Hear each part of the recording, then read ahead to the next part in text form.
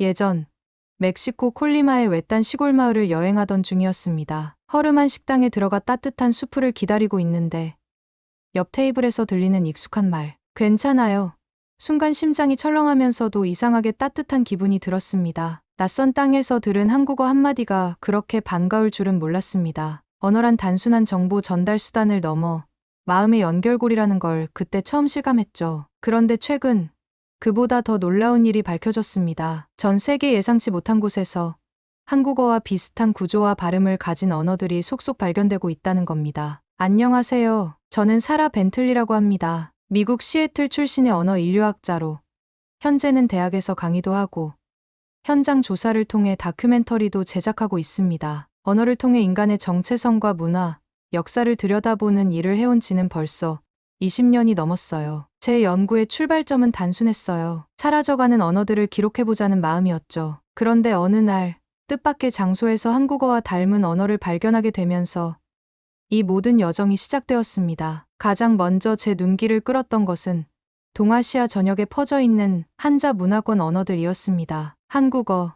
일본어, 중국어는 말할 것도 없고 그 영향은 생각보다 훨씬 더 넓고 깊었습니다. 예를 들어 베트남어의 경우 정책 찐사츠, 기념 케이님, 정부 찐휘 같은 단어들이 한국어와 어휘뿐 아니라 뜻까지도 거의 똑같았습니다. 심지어 예상은 디와응으로 미리 생각하다는 개념 자체가 유사한 어근 조합으로 표현되고 있었죠. 이건 단순히 단어가 비슷한 수준이 아니었습니다. 실제로 11세기 이전까지 베트남에서는 공식 문서와 학문을 모두 한문으로 기록했습니다. 즉, 한자는 단지 문자 시스템이 아니라 그들의 사고 체계와 관념 세계 자체를 형성했던 도구였던 겁니다. 광둥어로 넘어가면 더 흥미로워집니다. 광둥어는 보통 중국어와는 사뭇 다른 소리 체계를 가지고 있는데 그럼에도 불구하고 정부징푸, 기념제님 같은 단어가 발음조차도 한국어와 꽤 유사하게 들리는 경우가 많습니다. 이는 중국 남부 지역에서 고대 발음이 더 많이 보존되었기 때문이라고 하는데 듣는 순간 이거 어디서 들어봤는데?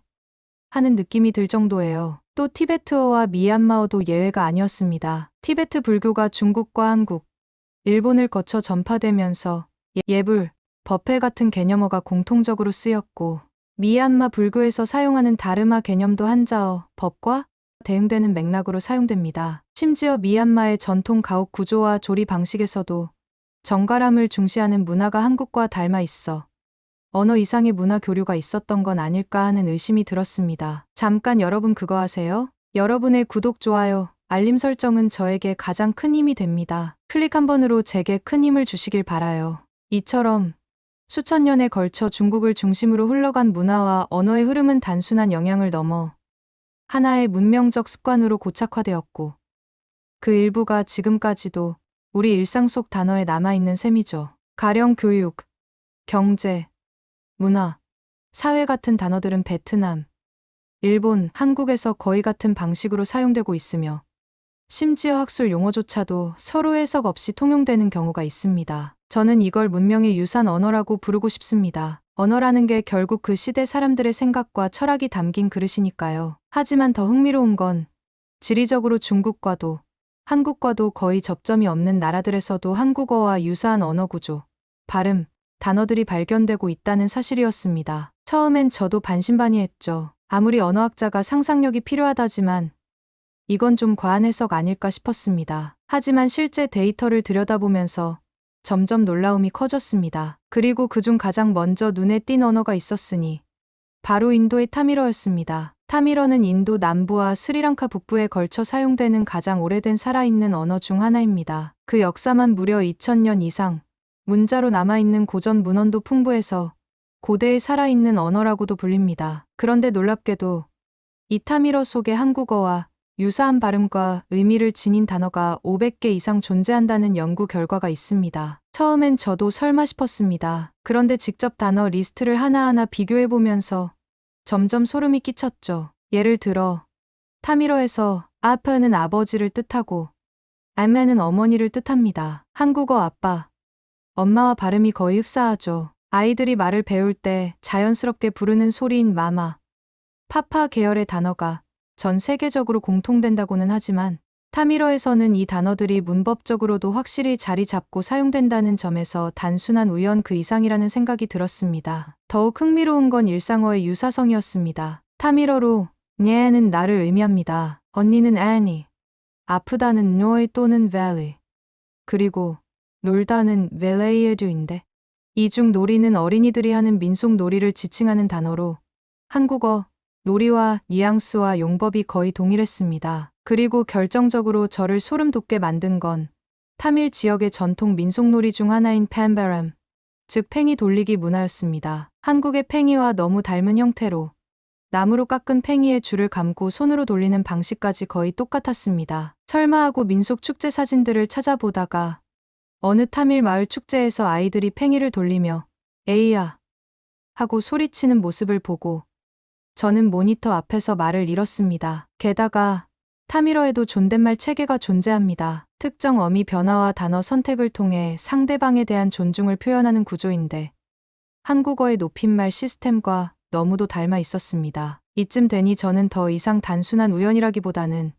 오래전부터 이어진 문화적 교류 혹은 어떤 잊혀진 연결고리가 존재했다는 가능성을 의심하지 않을 수 없었습니다. 그리고 그렇게 의심을 품기 시작한 순간 고대 인도와 한반도를 잇는 미스터리한 연결고리, 바로 허왕옥 전설이 제 연구의 중심으로 떠오르게 되었죠. 타밀어와 한국어의 유사성에 점점 빠져들던 어느 날, 저는 고대 한국사 속에서 놀라운 전설 하나를 다시 떠올리게 되었습니다. 바로 허왕옥 전설이었습니다. 삼국 유사에 따르면 김해 가야국의 시조인 김수로왕은 멀리 인도에서 배를 타고 온 공주와 결혼했다고 합니다. 그 공주의 이름이 바로 허왕옥. 그녀는 아유타국에서 왔다고 기록돼 있죠. 이때까지만 해도 이 전설은 민속 설화 정도로 여겨졌습니다. 하지만 제 시선은 달랐습니다. 저는 과감히 인도로 향했습니다. 단서를 찾기 위해 타밀어를 쓰는 타밀나두 지역, 특히 고대 도시 마두라이와 라메스와람 주변을 조사하기 시작했죠. 처음에는 그저 민간 전승 정도나 찾아볼 수 있겠거니 했지만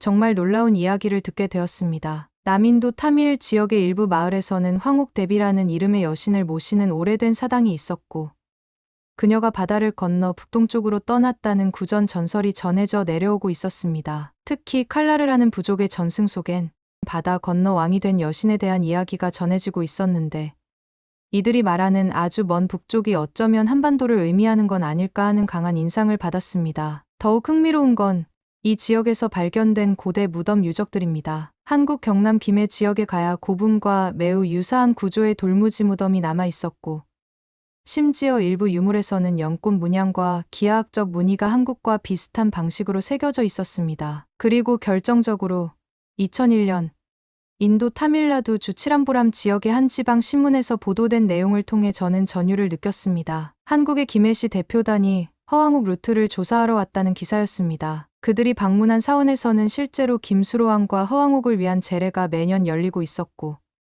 타밀 지역의 주민들은 그 여신은 우리 조상의 일부였다는 말을 주저없이 하고 있었습니다. 언어의 유사성, 구전 전설, 민속 예술, 그리고 고고학적 유사점까지 이 모든 조각들이 하나의 실을 꿰듯 이어지고 있었습니다. 이건 더 이상 우연이 아니었습니다. 마치 잊힌 시간 속에서 누군가가 다시 찾아달라고 부르고 있는 듯한 기분이었어요. 그제야 저는 깨달았습니다. 이 여정은 단순한 언어 비교가 아니었습니다. 한국어의 뿌리를 찾아가는 길이자 인류가 바다를 건너 마음을 주고받았던 기록되지 않은 교류의 역사, 그 미스터리를 밝히는 모험이었던 것이죠. 이번엔 다른 언어로 눈을 돌렸습니다. 바로 튀르키예어.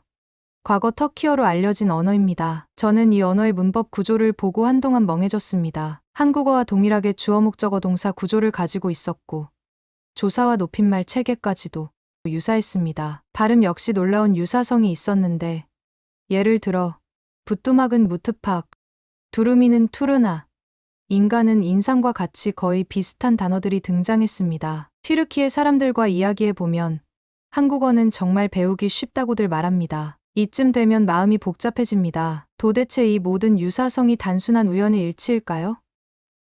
아니면 잊혀진 역사 속에서 진짜로 우리가 모르고 있는 연결이 있었던 걸까요? 저는 답을 찾기 위해 더욱 깊이 빠져들었습니다. 그리고 마침내 미얀마, 태국, 라오스에 걸쳐 사는 소수민족, 라우족의 언어에 주목하게 되었습니다. 이 언어는 단순한 유사성을 넘어 마치 한국어의 방언처럼 느껴질 정도였습니다. 제가 라오족의 언어에 처음 주목하게 된 건 한 언어학 학회에서 우연히 들은 발표 때문이었습니다. 동남아 소수민족 언어 중 문법 구조가 한국어와 가장 유사한 언어는 무엇일까요? 라는 질문에 연단의 선 교수가 단호하게 외쳤습니다. 라우어입니다. 당시 저는 고개를 갸우뚱했죠. 라우족, 처음 들어보는 이름이었습니다. 조사를 시작하자 점점 그 미스터리한 퍼즐이 드러나기 시작했습니다. 라우어는 태국 북부, 미얀마 동부, 라오스의 고산지대에 퍼져 있는 유목 민족인 라오족이 사용하는 언어인데 놀랍게도 문장 구조가 한국어와 거의 동일했습니다. 주어 목적어 동사 SOV의 어순, 조사의 활용, 그리고 주어 생략까지 이건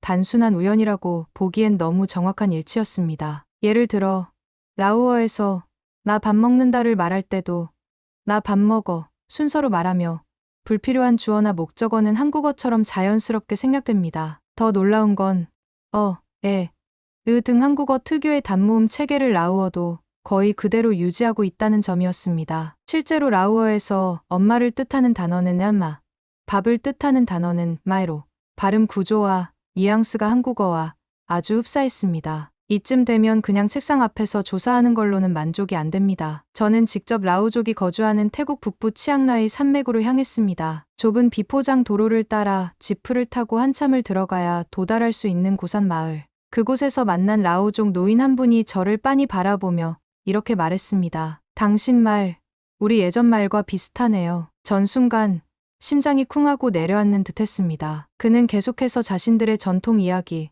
조상의 이동 경로에 대해 말해주었죠. 우리는 북쪽에서 왔어요. 아주 먼 북쪽. 그곳에는 높은 산과 큰 강이 있었죠. 그리고 그가 꺼내온 오래된 문양이 새겨진 천 조각엔 익숙한 기하학 문양이 있었습니다. 경주 안압지에서 본 벽화의 패턴과 너무나 흡사했어요. 저는 이걸 감정적 충돌의 순간이라고 부르고 싶습니다. 논리로 설명되지 않는 낯선 친숙함, 언어의 데자뷰. 서울대학교 이연복 교수는 이미 수년 전 라우어 문법 연구를 통해 이 언어는 고대 한국어와의 구조적 유사성이 너무도 뚜렷하다고 밝혔습니다. 일부 학자들은 고구려 혹은 발해 멸망 후 유민들이 산을 넘어 남아있을 가능성을 제기했고 그들이 후대 라오족의 시조가 되었을 수도 있다는 주장을 펼치고 있습니다. 물론 이는 아직 고고학적 증거로 완전히 입증되진 않았습니다. 하지만 저는 믿습니다. 언어는 거짓말을 하지 않으니까요. 수천 년의 세월을 견뎌낸 단어 하나하나가 마치 시간의 터널을 통과해 지금 이곳에서 한국어의 흔적을 속삭이고 있는 것 같았습니다. 저는 그 길로 라오족이 사는 태국 북부로 향했습니다. 오지의 산간 마을에서 그들의 언어를 직접 들으며 기록해 나갔습니다. 그곳에서 만난 할머니가 저에게 들려준 이야기는 평생 잊지 못할 겁니다. 우리는 북쪽에서 왔다고 들었어요. 아주 먼 북쪽. 그 짧은 말이 제 머릿속을 때렸습니다. 언어의 흔적, 그리고 구전으로 전해진 기억들이 하나의 방향을 가리키고 있었던 겁니다. 언어의 기원은 쉽게 밝혀지지 않습니다. 하지만 언어는 결코 거짓말을 하지 않습니다. 구조와 패턴, 발음, 문법, 어휘는 수천 년이 지나도 그 흔적을 남기기 마련입니다. 이처럼 라오어, 타밀어, 튀르키예어에서 발견된 한국어 유사성은 우리가 상상하는 것보다 훨씬 깊은 과거와 연결되어 있다는 신호일지도 모릅니다. 그리고 그 실마리는 지금도 세계 곳곳에서 조용히 기다리고 있죠. 이 모든 과정을 겪으며 저는 언어를 바라보는 시선이 바뀌었습니다. 과거엔 단순한 소리의 조합, 의미의 전달체로만 여겼지만 이제는 언어가 인간의 정체성과 역사, 이동, 문화까지 담고 있는 그릇임을 알게 되었습니다. 한국어는 단지 대한민국 사람들이 쓰는 언어가 아니라 어쩌면 고대 인류의 기억이 깃든 하나의 지도일지도 모릅니다. 물론 이런 이야기를 꺼낼 때마다 가장 먼저 마주하게 되는 건 회의적인 시선입니다. 특히 그 중에서도 제게 가장 큰 영향을 주었던 선배 교수님, 마이클 박사님의 반응은 꽤 강렬했죠. 그는 하버드 출신의 저명한 언어학자이자 고전 문헌 분석의 대가로 불렸던 분이었습니다. 저와는 달리 확실한 데이터와 고문서 해석만이 진리라고 믿는 철저한 문서중심주의자였죠. 제가 그분에게 조심스럽게 타밀어와 라오어, 튀르키예어의 구조적 유사성과 허왕옥 전설에 대해 설명했을 때 그는 제 이야기를 듣자마자 피식 웃으셨습니다. 차라. 그건 그냥 언어유희야. 아빠, 엄마 같은 소리는 전 세계에 다 있어. 인간의 기본 발성 기관이 같으니까 비슷한 소리야 당연하지. 그 순간 저도 모르게 욱했습니다. 저는 평소엔 감정을 잘 드러내지 않는 성격인데 그날만큼은 달랐습니다. 저는 그의 책장에 꽂힌 두꺼운 고대 언어 사전들을 바라보다 조용히 말했습니다. 선생님, 그럼 중국과 유럽의 인도유럽어족 연구도 처음엔 언어유희였던 거 아닌가요? father와 pater가 비슷하다는 것에서 시작된 거잖아요. 그런데 지금은 그걸 기반으로 인도유럽어족 전체 계보를 그리잖아요. 혹시 모든 발견은 처음엔 우연에서 시작된다는 거 잊으신 건 아니죠? 교수님의 표정이 굳었습니다. 아무 말 없이 안경을 벗고 제게 진지하게 다시 묻더군요. 그럼 너는 정말로 한국어와 타밀어, 라우어 사이에 실질적인 연결이 있다고 믿는 거야? 저는 망설이지 않았습니다. 아니요.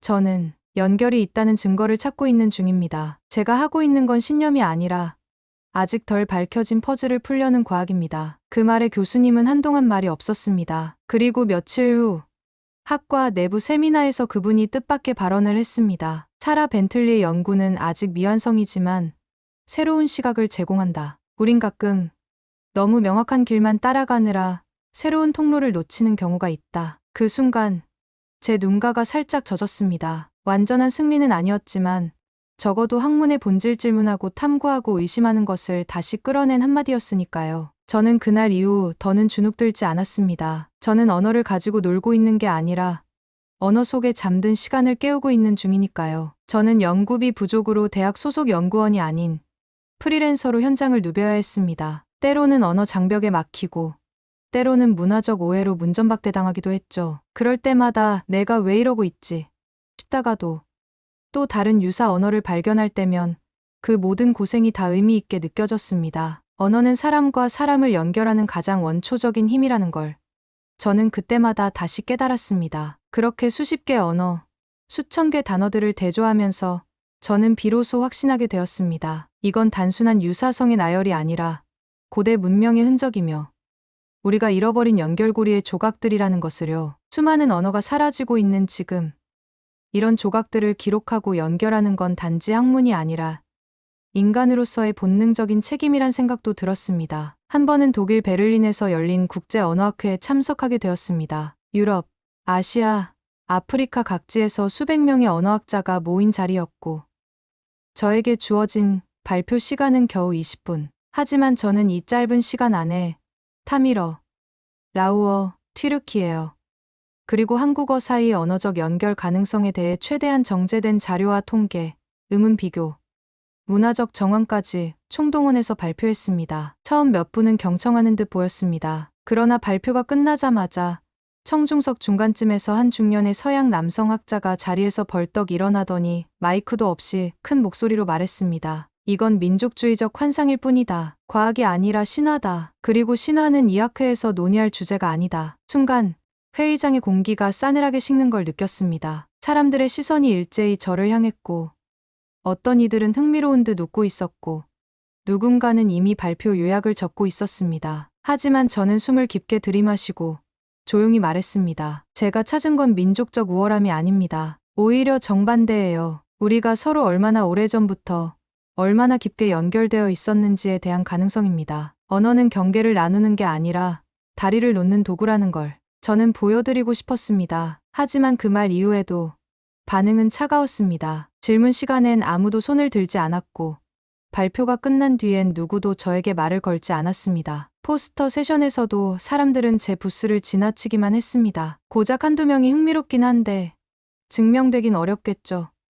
하고 말한 게 전부였죠. 그날 밤 학회장 근처의 작은 숙소로 돌아왔습니다. 책상 위에 놓인 발표용 슬라이드 자료, 정리한 메모들, 그리고 동남아 오지에서 체록해온 녹취 파일들을 바라보다 저도 모르게 눈물이 뚝 떨어졌습니다. 이걸 왜 하고 있는 거지? 누구 하나 관심도 없어 보이고 내 연구는 주류에서 벗어난 괴짜의 노트처럼 여겨지고 그 무게감에 눌려 처음으로 포기라는 단어가 머릿속을 스쳤습니다. 조용한 방 안에서 홀로 앉아 저는 그렇게 몇 시간을 멍하니 앉아 있었습니다. 하지만 그때 제 핸드폰 알림 하나가 떴습니다. 며칠 전 라오종 마을에서 만난 할머니 손자의 메시지였습니다. 선생님, 우리 할머니가 당신이 와줘서 정말 기뻤대요. 우리 말을 들어주는 사람이 세상에 있다는 게 너무 신기하대요. 그 메시지를 보고 저는 다시 펜을 들었습니다. 이건 단지 학계의 인정을 받기 위한 연구가 아니었습니다. 기록되지 않은 언어, 잊힌 목소리, 그리고 보이지 않던 연결을 되살리는 일이었습니다. 비록 지금은 외롭고 이해받지 못할지라도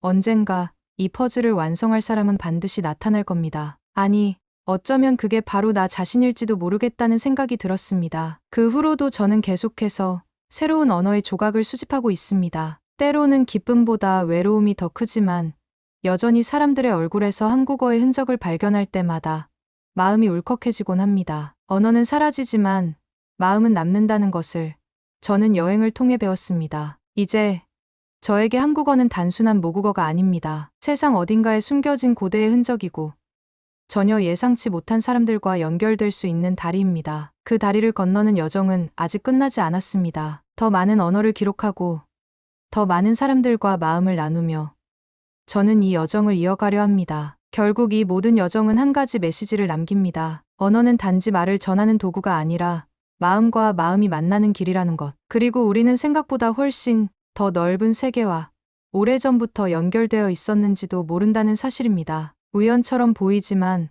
언젠가 누군가는 이 퍼즐을 완성할 것입니다. 그날을 기다리며 저는 오늘도 작은 단어 하나에 귀를 기울입니다. 혹시 당신도 누군가의 오래된 언어가 되어준 적이 있으신가요? 오늘의 이야기는 여기까지입니다. 오늘의 사연이 마음에 드셨다면 구독, 좋아요 부탁드리겠습니다. 소중한 시간 긴 이야기 끝까지 들어주셔서 진심으로 감사합니다. 앞으로도 더 좋은 사연으로 여러분을 찾아오겠습니다. 시청해 주셔서 감사합니다. 진돗개가 사람 목숨을 구했다고 하면 믿으시겠어요? 더 놀라운 건 그 사람이 바로 제 남편이었다는 거예요. 그리고 그 강아지는 제가 직접 입양한 아이라는 사실까지요. 이 이야기를 처음 친구들에게 말했을 때 다들 장난인 줄 알았어요. 영화 같다고, 소설 쓰지 말라고 웃더라고요. 하지만 이건 누가 꾸며낸 얘기가 아니에요. 정말 제 인생에서 가장 극적인 순간이었고 지금도 꿈인지 생시인지 헷갈릴 정도입니다. 그래서 오늘 용기 내어 제 이야기를 들려드리려고 해요. 혹시나 저처럼 누군가의 인생을 바꿔줄 강아지를 기다리고 있는 분이 계시다면 조금이나마 도움이 되길 바라면서요. 안녕하세요. 저는 미국 오리건주 포틀랜드에 살고 있는 에밀리 존슨이라고 합니다. 36살이고 현재는 원격으로 번역 일을 하면서 프리랜서 작가로도 활동하고 있어요. 남편 에바는 포틀랜드 소방서 구조팀에서 일하고 있어요. 아이는 없지만 둘만의 단단한 삶을 꾸려나가고 있었어요. 매일 아침 커피를 나눠 마시며 함께 시작하는 하루. 주말마다 산책을 즐기고 가끔 캠핑카를 타고 자연 속으로 도망치듯 떠나는 게 우리의 낙이었죠. 하지만 어느 순간부터였을까요? 남편이 야간 근무에 투입되는 일이 잦아지고 저 혼자 집에 있는 시간이 늘어났어요. 처음엔 자유롭다 느꼈지만 점점 외로움이 찾아왔죠. 그래서 저는 반려견을 키워볼까 고민하기 시작했어요. 외롭다는 이유만으로는 부족하다고 생각했지만 내 안 깊숙한 곳에서 누군가와의 교감이 필요하다는 신호를 보내고 있었던 것 같아요. 그때 우연히 인터넷에서 한 진돗개의 구조 이야기를 접했어요. 주인을 기다리며 산속에서 보름 넘게 굶주린 채 버텼다는 이야기였는데 이상하게 마음이 끌리더라고요. 저는 바로 근처 보호소에 연락해봤고 몇 번의 상담 끝에 결국 입양 심사를 받게 되었어요. 그런데 진돗개는 일반 견종보다 입양 절차가 훨씬 까다롭더라고요. 경계심이 강하고 독립적인 성향이 있어서 보호소 측에서도 신중하게 보더라고요. 첫 상담 땐 가정 환경과 일정에 대한 질문만 받았지만 두 번째 면담 땐 보호소 직원 두 분이 직접 집까지 방문했어요. 집 안 울타리 높이는 물론이고 마당에서 강아지가 놀 수 있는 공간까지 꼼꼼히 체크하셨죠. 잠깐 여러분 그거 아세요? 여러분의 구독, 좋아요, 알림 설정은 저에게 가장 큰 힘이 됩니다. 클릭 한 번으로 제게 큰 힘을 주시길 바라요. 세 번째 면담 때는 강아지와 직접 만나게 되었어요. 그 아이가 바로 지금 우리 가족이 된 베코였습니다. 베코는 처음엔 저를 외면했어요. 고개를 돌리고 눈도 마주치지 않더라고요. 순간 너무 속상했지만 오히려 그 낯가림조차 귀엽게 느껴졌어요. 보호소 직원분은 이 아이가 이렇게 처음 본 사람에게 등을 보이는 건 오히려 긍정적 신호일 수 있어요. 무조건 반갑게 다가오는 개보다 진돗개는 신중하고 상황을 파악하려는 본능이 강하거든요 라고 말해주셨어요. 저는 베코에게 작은 편지를 썼습니다. 정말로요. 이 집이 너에게 안전한 곳이 되게 해줄게. 다시는 너를 혼자 두지 않을게.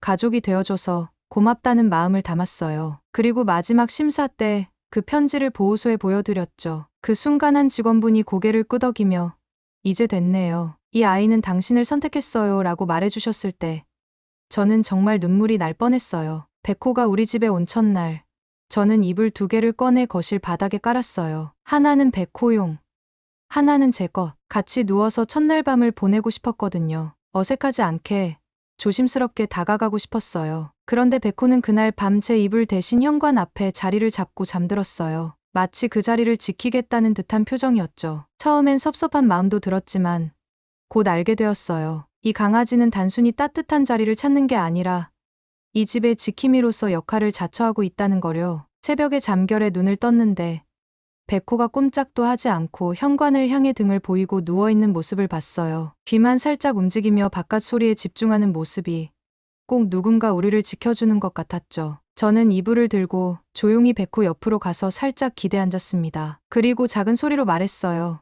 우리 같이 잘 지내보자. 너한테도 나한테도 새로운 시작이니까. 그 밤 이후로 저는 백호가 우리 가족이 되었다는 걸 실감하게 되었어요. 말은 없지만 백호는 눈빛으로, 몸짓으로, 그리고 행동으로 진심을 보여주기 시작했거든요. 그리고 그 믿음은 며칠 뒤 우리의 삶을 완전히 뒤바꾸는 순간으로 이어지게 됩니다. 백호와 함께한 지 한 달쯤 되었을까요? 아침이면 꼬리를 흔들며 침대 옆에 앉아 저를 깨우고, 저녁이면 제가 거실에 앉을 때마다 조용히 옆에 와 등을 대고 앉는 아이. 하루하루가 조용히 변해가고 있었어요. 남편과의 대화도 많아졌고, 함께 산책을 나가는 날은 마치 가족이 하나 더 생긴 듯한 기분이 들었죠. 하지만 그렇게 평온하던 어느 날 밤, 이상한 일이 일어났습니다. 백호가 한밤중에 거실을 돌아다니며 계속 짖기 시작했어요. 새벽 3시쯤이었고 저는 그 소리에 놀랐겠습니다. 처음엔 백호가 꿈이라도 꾸는 줄 알았어요. 그런데 짖는 소리가 점점 날카로워지고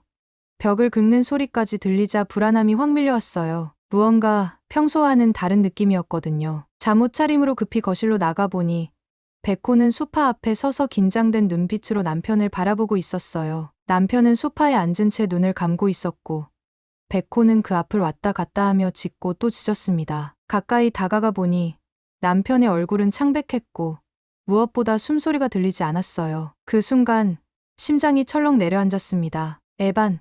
저는 그의 이름을 불렀고 아무 반응이 없자 무릎이 풀려 바닥에 주저앉았습니다. 뭔가 크게 잘못됐다는 걸 직감했죠. 백호는 저를 향해 다시 짖었고 그 소리에 정신이 번쩍 들었어요. 저는 허둥지둥 휴대폰을 찾아 구급차를 부르고 동시에 머릿속에 있던 심폐소생술 기억을 더듬기 시작했습니다. 차가운 새벽 공기 속 백호의 짖음과 제 손끝의 떨림, 그리고 심장이 터질 것 같은 공포 속에서 저는 남편의 가슴을 누르기 시작했어요. 이 모든 시작이 한 마리 강아지의 짖음에서 비롯되었다는 게 믿기지 않았습니다. 구급차가 도착하고 남편은 응급처치를 받은 후 급히 병원으로 이송됐습니다. 저는 정신없이 차를 타고 병원으로 향하면서도 손끝에 남아있던 남편의 미지근한 체온이 잊히질 않았어요. 혹시 정말 떠나는 걸까? 수없이 스스로에게 묻고 또 묻으며 병원 문 앞에 서 있었습니다. 중환자실 앞에서 하염없이 시간을 보내고 의사 선생님이 문을 열고 나오셨을 때 제 심장은 멈춘 듯이 뛰었어요. 선생님은 조심스럽게 말했죠. 정말 다행이에요. 아주 가까스로 호흡을 되찾았고 심각한 뇌 손상은 없는 것 같습니다. 그 말을 듣는 순간 그동안 참고 있던 감정이 한꺼번에 터져 나왔습니다. 울음을 꾹 참고 고개만 연신 끄덕였지만 속에서는 살았구나 살았어라는 외침이 반복됐어요. 그리고 그 옆에는 조용히 앉아있던 백호가 있었습니다. 병원까지 따라온 건 아니었지만 저는 그 아이가 집에서 어떻게 기다리고 있을지 너무도 선명하게 떠올랐어요. 남편이 깨어나고 처음 한 말은 에밀리 백호는 괜찮아였어요. 저는 울면서 웃었죠. 응. 백호가 당신 살렸어. 남편은 그제서야 눈을 감으며 말했어요. 그랬구나 무슨 꿈을 꿨는데. 백호가 자꾸 날 흔드는 것 같았어. 이상하게 그게 따뜻했어. 그날 이후 백호는 더 이상 단순한 반려견이 아니었어요. 가족이라는 단어로도 부족한 존재. 어떤 본능이든 감정이든 분명히 우리를 살리려 했고 그걸 해낸 아이였습니다. 이건 단순한 기적이 아니었어요. 백호가 없었다면 그날 밤 우리는 완전히 다른 아침을 맞이했을지도 모릅니다. 남편은 중환자실에서 사흘을 보내고 나서야 의식을 완전히 되찾았습니다. 그때부터 우리의 삶은 서서히 그러나 확실히 달라졌어요. 남편은 병원 침대에 누운 채 말했죠. 이제부턴 백호가 자는 자리 바로 옆에서 자야겠다. 농담처럼 웃었지만 그 눈빛은 진심이었어요. 백호는 우리가 없는 동안에도 현관을 지켰고 남편이 늘 앉던 소파 앞에서 하루 종일 움직이지 않았다고 이웃이 전해줬어요. 남편이 퇴원한 날 백호는 세상에서 가장 기쁜 강아지처럼 보였어요. 꼬리를 정신없이 흔들고 남편의 무릎에 얼굴을 묻고 앉았죠. 그 모습은 마치 당신을 다시 만나서 다행이에요라고 말하는 것 같았어요. 남편은 백호를 꼭 끌어안고 고마워. 진짜 내 덕분에 다시 숨쉬게 됐어라고 말했어요. 저도 그 순간을 잊을 수 없어요. 눈물이 저절로 났습니다. 그날 저녁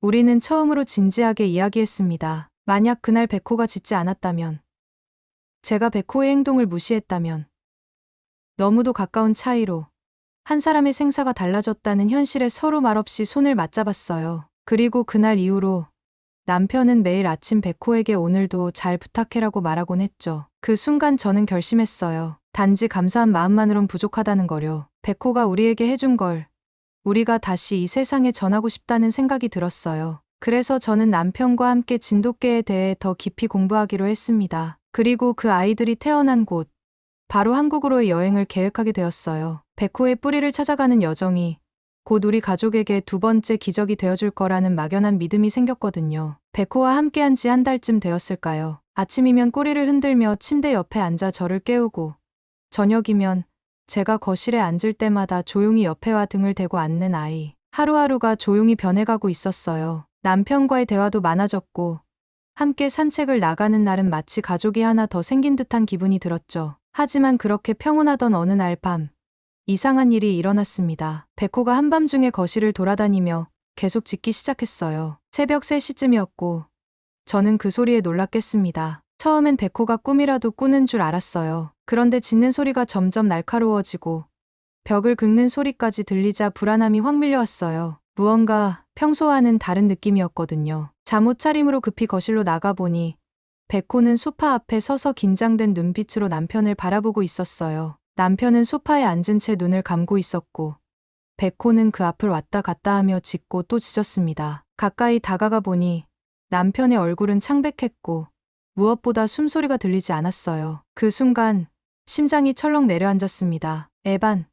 저는 그의 이름을 불렀고 아무 반응이 없자 무릎이 풀려 바닥에 주저앉았습니다. 뭔가 크게 잘못됐다는 걸 직감했죠. 백호는 저를 향해 다시 짖었고 그 소리에 정신이 번쩍 들었어요. 저는 허둥지둥 휴대폰을 찾아 구급차를 부르고 동시에 머릿속에 있던 심폐소생술 기억을 더듬기 시작했습니다. 차가운 새벽 공기 속 백호의 짖음과 제 손끝의 떨림, 그리고 심장이 터질 것 같은 공포 속에서 저는 남편의 가슴을 누르기 시작했어요. 이 모든 시작이 한 마리 강아지의 짖음에서 비롯되었다는 게 믿기지 않았습니다. 한국행 비행기에 몸을 실은 날, 저는 믿기지 않았어요. 백호가 우리 가족이 되고 남편을 살리고 그로 인해 우리가 백호의 고향을 직접 찾아가게 될 줄은 정말 상상도 못했거든요. 남편도 비행기 안에서 말했어요. 이게 그냥 여행이 아니라 가족의 뿌리를 찾아가는 거라는 생각이 들어. 그 말에 저는 고개를 끄덕이며 창밖을 바라봤어요. 구름 너머로 뻗어있는 하늘길이 마치 우리가 걸어가는 새로운 삶의 흐름 같았거든요. 한국에 도착하자마자 느껴진 건 정돈되고 깨끗한 거리, 그리고 따뜻한 사람들의 미소였어요. 인천공항에서부터 안내 표지판이 잘 되어 있어서 외국인인 저희도 전혀 어렵지 않게 이동할 수 있었고 직원분들은 모두 친절했어요. 서울에 머무는 동안에는 한옥마을을 걷고 남산타워에서 야경을 보며 마음이 차분해졌습니다. 이 도시에서조차도 정이 흐른다는 느낌이랄까요? 그리고 며칠 뒤 우리는 드디어 전라남도 진도로 향했습니다. 버스를 타고 길고 길게 달려 도착한 그곳은 정말 다른 세상이었어요. 넓게 펼쳐진 들판, 소박한 마을의 풍경, 그리고 멀리서 들려오는 게 짖는 소리가 이상하게도 마음을 울렸죠. 백호가 여기서 왔구나. 남편의 말에 저는 말없이 그의 손을 잡았어요. 진돗개 테마공원에 도착하자마자 입구에서 우리를 반긴 건 큼지막한 진돗개 동상이었어요. 그 아래에서 사진을 찍으며 저는 속으로 백호에게 말했어요. 왔어. 내가 온 곳.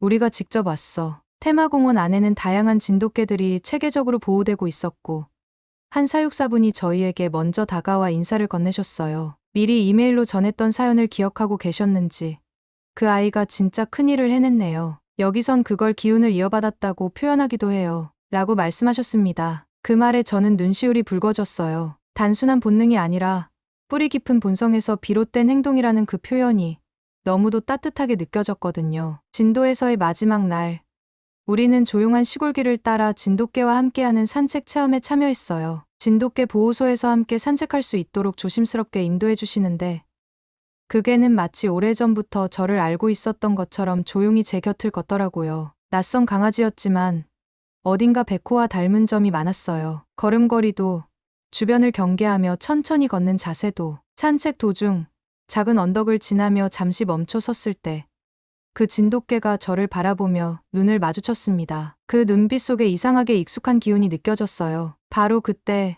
제 머릿속에 오래전 백호를 처음 만났던 순간이 떠올랐습니다. 보호소에서 날 외면하던 그 눈빛, 그리고 우리 집 현관 앞에서 등을 보이며 잠든 그 밤.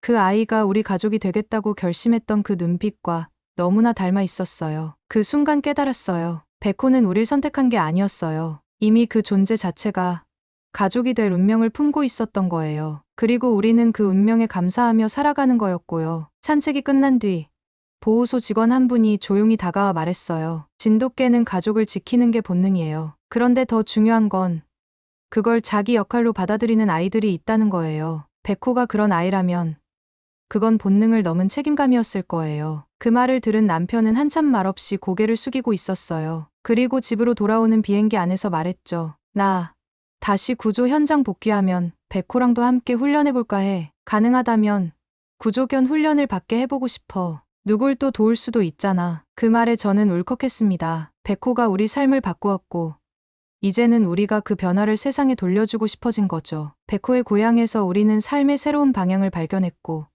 그것은 단순한 반려동물과의 인연이 아닌 운명 그 자체였다는 걸 실감하게 되었어요. 한국에서 돌아온 이후 우리 가족의 일상은 한층 더 단단해진 듯했어요. 남편은 백호와 함께 시간을 더 많이 보내기 시작했고 구조견 관련 정보를 찾아보며 직접 노트에 메모를 하기도 했죠. 저 역시 백호와의 시간을 더 소중히 여기게 되었고 집 안의 분위기는 더없이 따뜻해졌습니다. 하지만 이상하게도 제 마음 한쪽에서는 알 수 없는 불안감이 꿈틀대기 시작했어요. 그날 밤 이후 남편이 잘 때마다 무호흡 증상이 다시 오면 어쩌나 하는 생각이 자꾸만 떠오르는 거예요. 처음엔 그냥 한두 번 확인하는 수준이었는데 점점 습관처럼 남편의 숨소리를 들여다보게 되었고 밤에 혼자 깨어있는 시간이 늘어났어요. 하루는 남편이 웃으며 말했죠. 요즘은 내가 자는 걸 내가 지키고 있네. 그 말에 저는 애써 웃었지만 그 말 자체가 가슴을 쿡 찔렀어요. 백호가 우리를 지켜줬던 그날 이후 저는 그 아이를 믿고 안심해야 했는데 오히려 제 안에서 두려움이 더 깊어지고 있더라고요. 그리고 또 하나의 변화. 백호 역시 예전보다 훨씬 예민해진 듯했어요. 남편이 집에 없을 때면 현관 앞에서 계속 대기하듯 앉아있고 가끔은 창밖을 향해 낮게 으르렁거리기도 했어요. 무언가에 대한 경계심인지 아니면 제 불안함을 느끼고 있는 건지 알 수 없었어요. 그 모습조차 저는 믿고 싶었지만 마음속 깊은 곳에서는 이런 생각이 들기 시작했어요. 혹시 이 모든 게 너무 완벽해서 불안한 건 아닐까? 한국에서 돌아온 이후 우리 가족의 일상은 한층 더 단단해진 듯했어요. 남편은 백호와 함께 시간을 더 많이 보내기 시작했고 구조견 관련 정보를 찾아보며 직접 노트에 메모를 하기도 했죠. 저 역시 백호와의 시간을 더 소중히 여기게 되었고 집 안의 분위기는 더없이 따뜻해졌습니다. 하지만 이상하게도 제 마음 한쪽에서는 알 수 없는 불안감이 꿈틀대기 시작했어요. 그날 밤 이후 남편이 잘 때마다 무호흡 증상이 다시 오면 어쩌나 하는 생각이 자꾸만 떠오르는 거예요. 처음엔 그냥 한두 번 확인하는 수준이었는데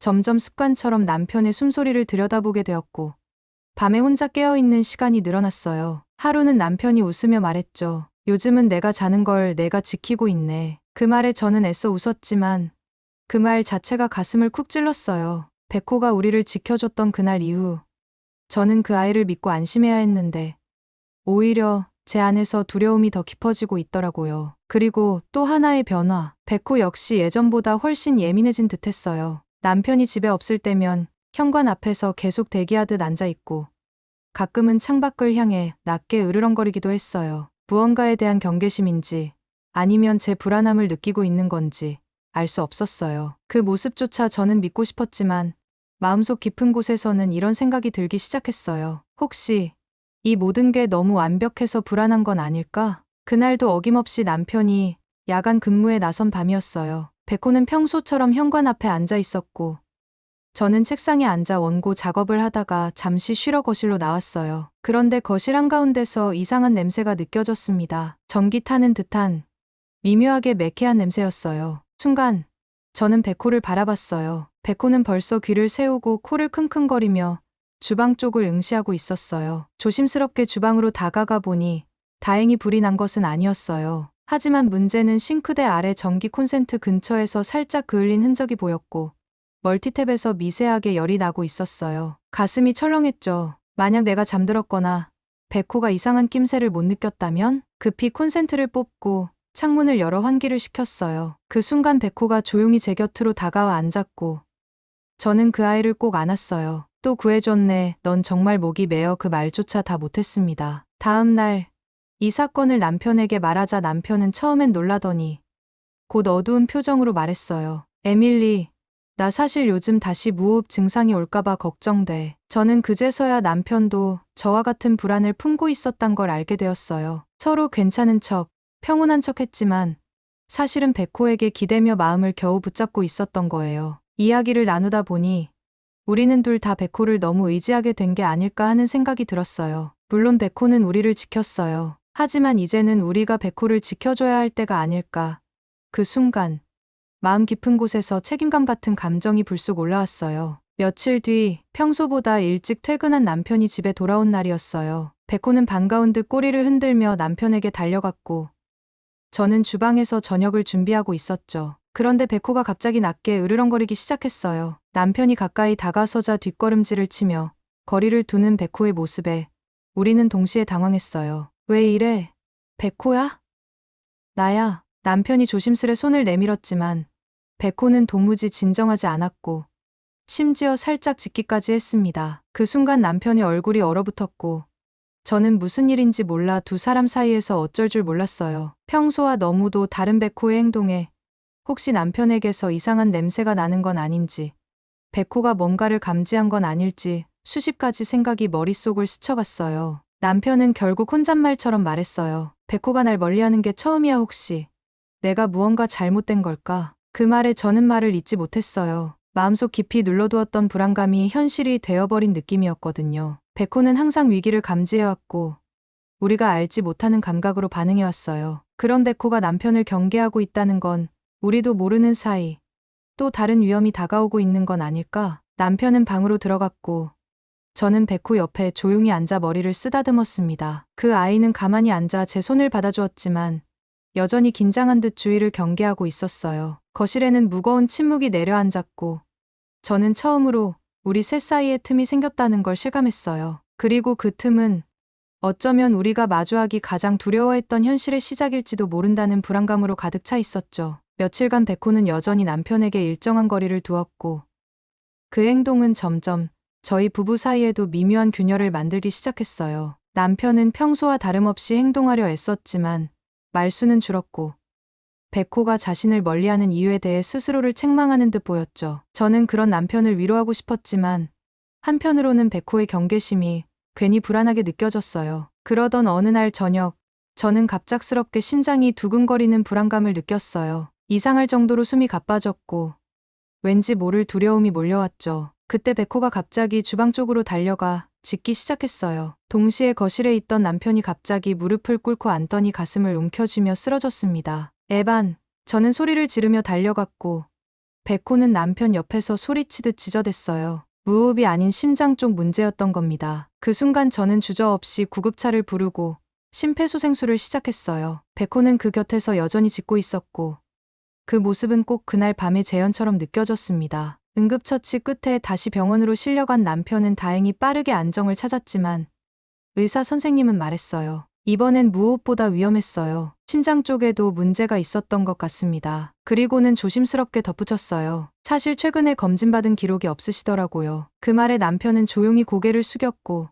저는 그제야 깨달았어요. 남편은 알고 있었어요. 몸에 이상이 있다는 걸. 백호 역시 그것을 먼저 알아채고 경계해왔던 거였죠. 우리가 믿고 있던 모든 평온함이 사실은 위태로운 균형 위에 있었던 겁니다. 남편은 병원 침대 위에서 말했어요. 미안해. 말하지 못했어. 나도 무서웠거든. 백호가 나를 거부했을 때 그게 단순한 행동이 아니란 걸 알아버렸어. 그 순간 저는 눈물이 났습니다. 백호는 경고하고 있었고 우리는 그 신호를 무심히 지나쳐왔던 거예요. 하지만 확실하게 고개를 끄덕였습니다. 우린 결심했어요. 백호가 더 이상 무언가를 지켜야만 하는 존재가 되지 않도록 우리도 이젠 백호를 지켜주기로요. 백호는 그날 이후로 예전보다 훨씬 부드러워졌어요. 무언가가 풀린 듯 가끔은 남편 옆에 앉아 낮잠을 자고 밤에는 제 무릎을 베고 누워있기도 했어요. 우리 모두가 조금씩 더 단단해지고 있었어요. 여름의 끝자락, 우리 가족은 다시 캠핑을 떠났어요. 오래전처럼 캠핑카에 짐을 실고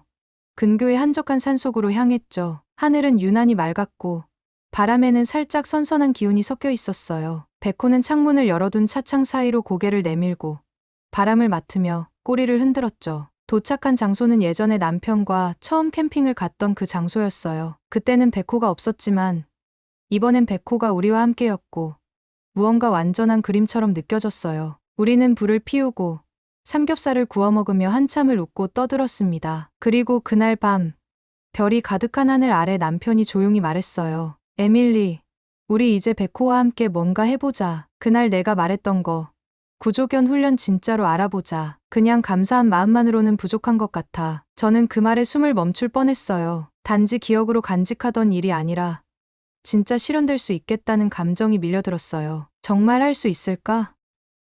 응, 우리에겐 그럴 이유가 있어. 백호는 이미 우리 가족을 2번이나 살렸어. 이젠 우리가 백호와 함께 다른 누군가를 도울 차례야. 그 말에 저는 조용히 고개를 끄덕였어요. 그리고 백호를 바라봤죠. 조용히 누워 별을 바라보던 그 아이는 우리가 무슨 말을 하는지 다 알고 있다는 듯 천천히 고개를 돌려 저희를 바라보았습니다. 그 순간 저는 확신했어요. 이 아이는 우리에게 온 이유가 있었어요. 단순히 외로움을 채워주러 온 존재가 아니었어요. 백호는 우리 삶을 그리고 마음을 구하러 온 운명 그 자체였어요. 캠핑장에서 돌아온 우리는 바로 다음날 지역 구조견 훈련 센터에 문의를 넣었어요. 아직 백호가 구조견 훈련을 받을 수 있는지 확신할 수는 없었지만 문의를 넣는 것만으로도 왠지 마음이 벅차올랐어요. 담당자분은 전화로 이렇게 말했어요. 진돗개는 특유의 판단력과 집중력 때문에 훈련이 쉽진 않지만 한번 신뢰를 얻으면 누구보다 훌륭한 파트너가 됩니다. 그 말을 듣고 저는 웃었어요. 네, 저희는 이미 그 믿음을 경험했어요. 며칠 뒤 사전 테스트를 위해 백호와 함께 센터를 방문했어요. 낯선 공간, 낯선 사람들 속에서도 백호는 당황하지 않았고 오히려 조용히 주변을 살피며 차분하게 행동했어요. 훈련사가 그 모습을 보더니 이렇게 말했어요. 이 아이 이미 뭔가 해본 적 있는 것처럼 움직이네요. 혹시 전생에 구조견이었을까요? 그 말에 우리 부부는 동시에 웃었어요. 농담이었지만 어쩌면 진심이 섞인 말이었는지도 몰라요. 백호는 그날 처음으로 훈련용 장애물을 넘었고 남편이 지시하는 소리에 따라 정확히 반응했어요. 그리고 그 순간 우리 셋은 서로의 눈을 바라보며 느꼈어요. 이건 새로운 시작이야. 하늘은 맑았고 바람은 부드러웠어요. 그리고 백호는 여전히 말은 못하지만 꼬리를 천천히 흔들며 우리 곁에 조용히 서 있었어요. 그 모습만으로도 모든 게 완벽했어요. 그로부터 몇 달이 지났고 백호는 이제 주 1회씩 구조견 훈련소에 다니고 있어요. 전문 훈련사가 붙어 훈련을 받는 동안 남편도 함께 따라가고 저는 멀리서 그 모습을 지켜보곤 해요. 처음엔 걱정도 많았죠. 혹시 훈련이 백호에게 스트레스를 주진 않을까? 몸이 따라가지 못하면 어쩌나? 그런데 백호는 점점 변해가고 있었어요. 훈련장에서는 마치 다른 아이처럼 집중했고 과제를 하나씩 해낼 때마다 훈련사분은 감탄을 금치 못했어요. 이 아이, 스스로 뭔가 해내고 있다는 자부심을 갖는 눈빛이에요. 그 말에 저는 눈시울이 붉어졌어요. 남편도 백호와 함께 훈련을 받을 수 있도록 자격증 코스를 시작했어요. 그 말인즉 이제는 우리 둘이 구조팀이 되어가고 있다는 뜻이었죠. 단지 생명을 살리는 팀이 아니라 삶을 지켜내는 팀. 그 출발점이 강아지 한 마리였다는 게 지금도 가슴 벅차게 다가와요. 그리고 최근 포틀랜드시에서 열린 반려견 구조 시범 행사에 우리 백호가 참가하게 됐어요. 관중들 앞에서 침착하게 행동하는 백호, 그 옆에서 조용히 미소 짓는 남편, 그리고 사진을 찍으며 문시호를 훔치던 저 세 사람의 그림자가 하나로 포개지던 순간 저는 느꼈어요. 우리는 단순한 가족이 아니라 함께 세상을 바꿀 수 있는 사람들이다. 훈련이 끝난 후 남편이 조용히 말했어요. 이제는 누가 우리한테 그냥 강아지 아니야? 라고 묻는다면 이렇게 말할 거야. 아니요. 우리 인생의 방향을 바꾼 존재예요. 라고. 백호는 그 옆에서 꼬리를 천천히 흔들었어요. 그 모습은 마치 맞아요. 나 알고 있었어요. 라고 말하는 것 같았어요. 이제는 정말 매일이 소중합니다. 백호와 함께 눈을 뜨는 아침. 남편이 출근 준비를 하며 백호에게 오늘도 잘 부탁해라고 말하는 순간. 그리고 밤마다 셋이 거실에 둘러앉아 조용히 하루를 마무리하는 이 평범한 일상 하나하나가 너무나 소중하게 느껴져요. 우리는 백호에게서 많은 걸 배웠습니다. 단지 충성심이나 보호 본능이 아니라 진짜 가족이란 어떤 것인지, 누군가를 위해 희생하고 기다리는 것, 그리고 말이 없어도 마음을 전하는 법까지요. 남편의 생명을 구해주고 가족을 하나로 만들어준 존재. 백호는 우리에게 기적이었고 교훈이었고 따뜻한 친구였습니다. 그리고 그 아이가 태어난 나라, 대한민국 역시 저희에게는 특별한 의미로 남았어요. 사람들에게서 느낀 온기, 도시 곳곳에 흐르던 질서와 배려, 그리고 진돗개라는 존재를 지켜내려는 문화의 힘. 그것들이 있었기에 백호가 우리에게 올 수 있었고 지금의 우리가 있는 거라고 믿어요. 혹시 지금 이 영상을 보고 계신 분 중에 반려동물을 고민하고 계신 분이 있다면 저는 자신 있게 말씀드리고 싶어요. 당신 인생을 바꿔줄 존재는 어쩌면 내 발 달린 한 친구일지도 몰라요. 그리고 기회가 된다면 꼭 한번 백호의 고향, 한국을 방문해 보시길 바라요. 단순한 여행이 아닌 가슴을 울리는 여정이 될 거예요. 오늘의 이야기는 여기까지입니다. 오늘의 사연이 마음에 드셨다면 구독, 좋아요 부탁드리겠습니다. 소중한 시간 긴 이야기 끝까지 들어주셔서 진심으로 감사합니다. 앞으로도 더 좋은 사연으로 여러분을 찾아오겠습니다. 시청해 주셔서 감사합니다.